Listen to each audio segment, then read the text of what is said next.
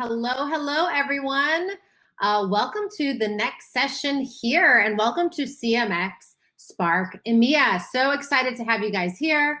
If you're out there watching, let us know, find the chat box, and let us know where you are tuning in from. I'm tuning in from Malaga, Spain, originally from the US, and my name is Seppi, rhymes with Peppy, and I'm the MC today here on the discussion stage. I'm the founder of a community called She Hit Refresh, and I'm also the co-host of CMX Connect Madrid.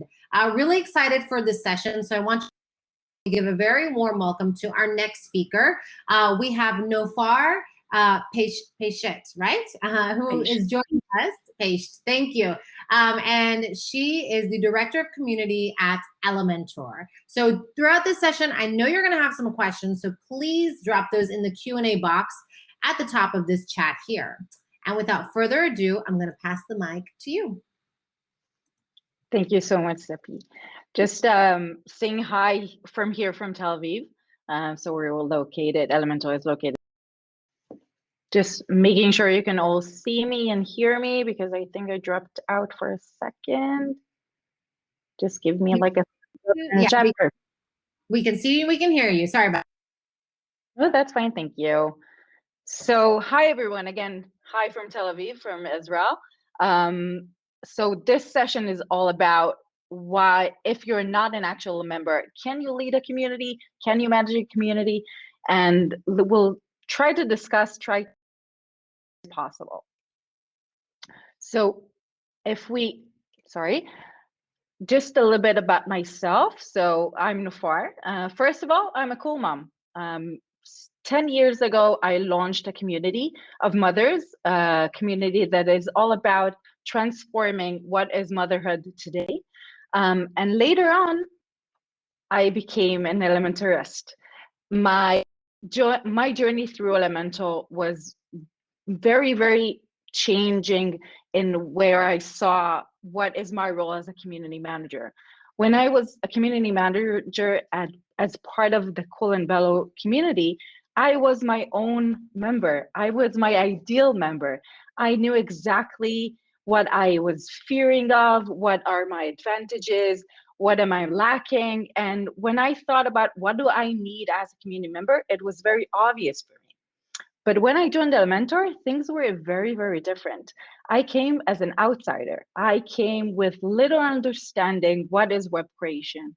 I didn't know the WordPress community and how involved it was with WordPress and how it really drives WordPress forward.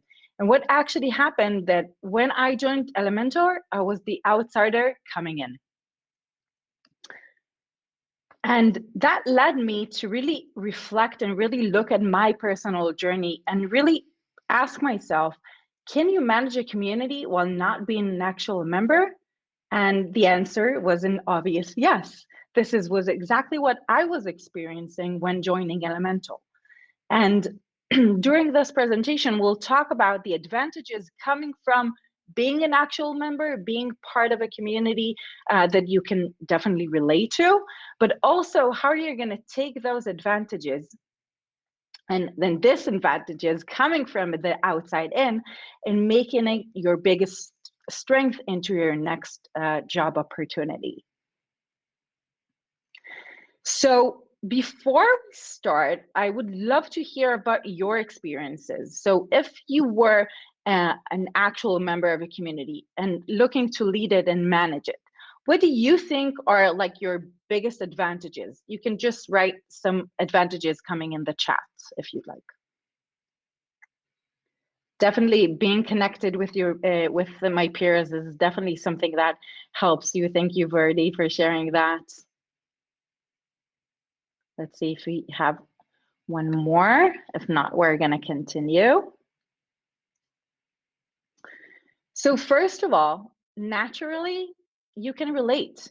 As I experienced firsthand being a cool mom and managing a community of mothers exactly like me, it was very, very easy for me to identify, to understand the needs, and to really be part of the community itself. So that's like an obvious win, an obvious advantage that you come with. Be active. Well, I know which questions to ask. I know which comments I can share, the advices I can share with others, because I'm coming from my own experience and from my own needs. So being active in the community is something that is very natural to me. Gain respect. This comes from being active. In most cases, I'm coming from my own experience, sharing my thoughts, sharing my advice, and that will help me gain respect from my fellow peers or fellow members. You know your way around the community. Well, you know the people. If you're coming from that industry or coming from that community already, even being part of the community already, you know the people, you know the lingo, you know the culture, you understand what people are actually talking about. So when you hear it, it's not hearing it for the first time. And you identify the needs much faster because, again, you can relate, you can understand, you can ask the questions, you're not shy. So you can easily and faster understand the needs of your community members. But what are the disadvantages coming from not being an actual member of your community? So we listed the advantages. That was kind of obvious. But looking at the other side, you can really identify the disadvantages. And when thinking about going into this as a profession and leading a community that you are not a member of, this is what you think about. So first of all, can you relate and sympathize with your members? If you're not an actual, let's say, a 60-year-old and you're about to manage a community of 60-year-old people, can you relate? Can you really understand what they're going through? Other cases, cancer survivors, for example, a community that is all around surviving, a very something that really reflects on who you are. Can you relate? Can you help them? Can you guide them? This is a very, very interesting question. Will members relate and rely on you in the end of the day? Can they trust you? It's not just you relying on them, really understanding their needs. It's, can they rely on you at the same time? And the fear to say the wrong thing. If we talked about the fact that you know your stuff, you know your way around the community, when the subject is new for you and you're not that aware just yet of what really interests and what are the needs of your community members, I think you're going to be a little bit more hesitant to be active, to ask questions. Will someone laugh at me? Will they respect me after asking the wrong thing or commenting or saying? And you actually need more time. So going into a new project or a new job opportunity, you need more time and more investment in the research phase. And this is something companies might be shy when going through a recruitment process. But after looking at that, let's see, how can you make this your biggest advantage? Not looking at what are the negative sides of things, but making this your strength. Owning it, understanding this is actually happening. This is something that you possess, coming from an outside into a new community. And how can we make this something that will work for us when we're thinking about our new position or our new project? So why are our differences making us the best women or men for the next job? So first of all, it's not about you. It's not about us as community managers. It's about the community itself. So this is a great opportunity to ask them, to get them involved, to share that with your users. We're in this together. So understanding that it's not about us, it's about them, really gives us the platform and the ability to even reach out to them even more than we thought we should have. And this is a great way of reminding ourselves this is actually a thing, and this is actually the essence of community. It's not about you. Number two, meaning that this is a great way to talk about your leadership skills. This is a great way to mark those outstanding members and give them the stage, give them the opportunity to shine. Do the same thing with your teammates or even your coworkers. It's not about you're not supposed to be in the center of everything. You should give them the opportunity to take an active part and take the stage. Objective versus subjective. So if you're coming with a blank slate, with no prejudice, nothing coming into this, you are more open for more opportunities, more ideas coming in, and not being in a mindset saying, no, it didn't work in the past, so we shouldn't try this one. You're very open for new ideas, and you can bring a lot of new initiatives into the program. Different experience leads to opportunities. In the end of the day, coming from a different industry or coming with different experience, coming from other roles or other positions, that will actually enable you to bring new things into the company or into the program. So giving an innovation look and things that we're doing, things that are new and haven't been thought about before, and this is something that only you can bring. Drive and motivation. In the end of the day, you are someone that has something to prove. So I think this, for every company, this is a win. Each company wants someone with a drive, someone with motivation coming into his new role. And because you need to learn from scratch and you need to prove yourself, this is a great thing for the company in the end of the day. And last but not least, you're a community manager. So it's not that obvious that every community member could be a community manager. You have your own qualities, your own skills coming as a community manager. Own it. Make that something that is unique. It's something that only you can bring to the table. After understanding that we can definitely look at our disadvantage as strength when looking at our new positions, let's think about some key tips you can take, some practices you can do, especially during the first phases, but also even afterwards, if you take a second look at what you're doing and review it and see what else you can do along the way. So some of the key tips that you can take from this conversation is, first of all, own your weakness. So this is something that we're putting on the table. We know that we are not coming from the same industry, or we're not, you're a natural community member, but this is okay. And being transparent and being all open and being honest is definitely a win for you, because again, you're coming as a blank slate. You're coming to each and every conversation looking for to get as much information, as much knowledge, as much ideas from the other side. And in most cases, the other side wants to contribute, especially community members, especially teammates, especially other stakeholders. So that leads me to the next thing: ask for help.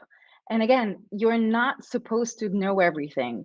And asking for help is a great way to get your community involved in what you're doing. We are in this together. This is a group effort. This is not just a one thing or a one person's job. So just working with your community, asking, making them part of what you're doing will create a better community in the end of the day. When I first joined Elementor, this is the first thing I've done. In the first 3 months, I only talked to users. This was something I told in advance. I said, my research is going to be very, very long. I really need to understand what our users actually need.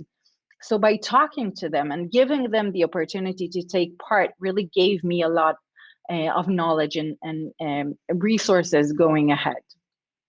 But it's not just asking from your community members, it's also asking from your peers. So I think we can all agree, coming from as this conference is for community managers, the best way to learn today about community is from your peers, is from people that actually do communities around there. So just reach out to them, ask them. They probably experience something that is very familiar to what you're experiencing now. So just reach out to them and see what they can contribute and help you in your process. Last but not least, ask the stakeholders. So as we know, community can definitely help with a lot of other departments and other initiatives happening in the company. So it's a great opportunity to just reach out to those stakeholders, get to know them, let them lead you, let them share what you can help them in the end of the day. And by listening and understanding how they view the community, how they view the product, how they view your users, in our case for Elementor, it could definitely help you steer and understand where to go. Understanding that, don't forget to reach back to them and help them achieve their goals, because again, they're helping you. The community is there to help them as well. See how you're combining all the knowledge and sharing the plans and helping them in the end of the day as well. Hire the skills you lack. In this case, hire a member of your community. I want you to meet Verdi. I think he's part of the session today. Verdi was an admin for our Facebook group when I joined Elementor 2.5 years ago. He was the one that really opened up, showed me around, welcomed me with open hands, and really helped me to get to know our users and shared everything he knew about our users and what is Elementor community for them. Taking you 6 months afterwards, I've invited Verdi to join me as a teammate, and he's now our community evangelist.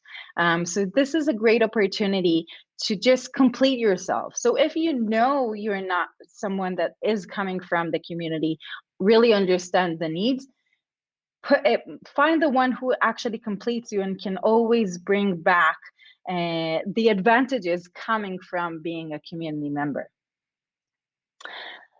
And last but not least, do your homework. In the end of the day, we need to analyze, we need to research, we need to do all that we can do, talk to people, ask around, keep asking, and do not stop, just always to learn and to develop. This is something that is a must for, I think, for every position, but especially if you're coming as an outsider coming in. You really need to understand and really prove what you're saying. Especially if you're coming with new initiative, things that are new to the company, innovating in the company, you need to prove it. You need to get the data that you need, or find the testimonials to prove what you're saying. In order to get the approval, you need to do the homework. So hopefully, following what we've just covered, if you're not an actual member, just own it and just share it with everyone. So it will be known, be honest, be transparent, and you'll see how doing all of that will actually gain and give you more value. Fabulous. Fabulous, Nofar. Did you have any parting words? Sorry, I didn't mean to cut you off. No. I'm definitely, we just finished. If you have any questions, feel free to just add them in the chat. So we'd love to answer if we have time, Sabi. Yeah, we definitely have time. So thank you so much. This was incredible. I'm actually an Elementor user myself, so I have to check out the community. Love the platform, or love the experience on my blog. So for those out there, we have a few questions here. Please drop your questions in the Q&A box. We do have a few minutes in them here. And I want to go to the first one here. We have Tomar is asking, many of Elementor's clients are independent entrepreneurs, freelancers. What are the key campaigns, strategies that helped you grow your Elementor community with respect to those particular target audiences? I think community really played a part. It wasn't us campaigning ourselves, it was the community doing it for us. So I always said that if we had a referral program and we can actually prove it, that community brought community into Elementor, that will definitely something that would have proven itself. So I think, again, we had a very, very good tool, something that is substantial, something that people could rely on. At the same time, we had a very, very prosperous community, something that they felt at home, and they felt someone is there to help them if they need it. And it just grew from people talking about it and people saying how good of a tool it was, but also the community played a real part in it. Fabulous. And Anat has a comment here that she says, just wanted to add that sometimes you can become a member after you started managing the community, which definitely, which happened to me. I became part of the Elementor community once I joined. But the fact was that I still, because I don't practice web creation, I'm not a freelancer myself, there are still things that I could never understand without experiencing it myself. But again, 2.5 years into the future, I can totally relate. They can relate to me. So things are happening. It is evolving. It's not that you're, flat all the time. Fabulous. And Thomas says, anyone else on hearing Seppi's mic? So if you guys can't hear me, let me know if there's any audio problems. Let's see the comments here. Okay. Got it. All right. So Nofar, I have a question. I love what you were saying about being transparent, about not knowing everything. We don't have to know anything. What are some more tips or tactics that you can give people to really lean into being open and honest and not feeling like they have to fake it till they make it, so that they can actually ask the right questions, not be embarrassed, and really learn what they need to learn so they can excel at what they're doing? I think it's something that I grew into, so it took me time as well. So it wasn't that obvious for me that I can, be very, very transparent, saying I don't have all the answers. So it's really something that I have evolved into. But I think coming into a situation where you don't have all the answers and you are, and specifically an outsider coming in, you don't have any other possibility rather just to say, I need the assistance, I need your help in order to grow.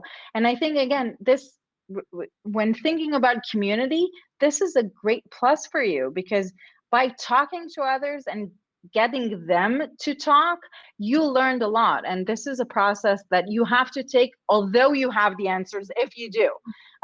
So I think you have to use it and say you don't know in order, and again, to excel as well. It doesn't mean if you do or you don't. Fabulous. If you guys have any questions, let us know in the Q&A. A lot of great information here. Thank you so much, Nofar. I'm going to give it a few more, maybe 30 seconds here to see if anyone drops any questions. Would love to know. Would love to know in your own personal journey with Elementor and managing a community that you weren't a member of, what was one of the biggest pain points for you, or one of the biggest challenges that you faced along your journey?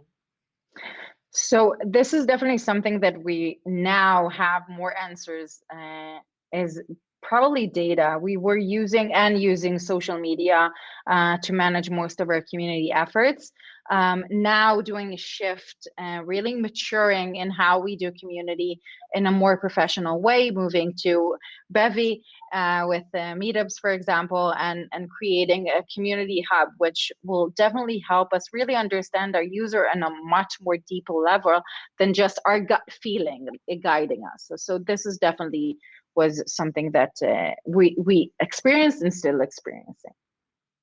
Got it. Yes. I feel like a lot of times we do go by gut feeling with communities in the beginning, especially if we don't understand the data that we need to be looking at. So that's great to be incorporating that data. We have another question here. Tomar says, we'll rephrase my question. What drove your community members to your community in the beginning of the journey? What did you offer them?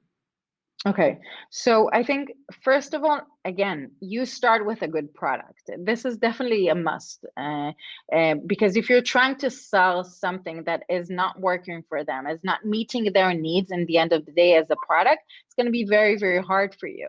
So just understanding that, Elementor from the early beginning was something that our users could definitely relate and understand and really grow through and empower through using the product. On the communities together, helping one another, again, coming from WordPress, the word community is no stranger for us. So talking about community to our members was something that was very, very natural for them, and they were looking to do it themselves. Most of our programs started off from the community itself. Verdi, for example, which I've mentioned, was our admin because they started the group. We only a few months after that adopted them and start working with them. Same with meetups. We saw the need coming from our communities and created a program to support them. But it was something that we felt from the ground. We understood their needs, just fulfilled what they already expressed.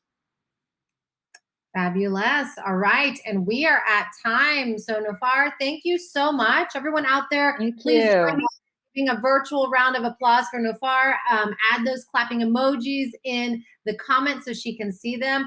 Thank you so much for your time and for sharing your expertise with us. We really appreciate it. Thank you so much for having me. Thank you. And thank you everyone out there who was tuning in. Thank you for your questions. Don't leave just yet because we still have a little bit more happening here at CMX Spark, although we're getting to the end of today. Please head over to the mini stage for closing remarks and then party at CMX Spark Social or even take a cooking class. All right. So I'll see you guys in one of those places. Bye, everyone.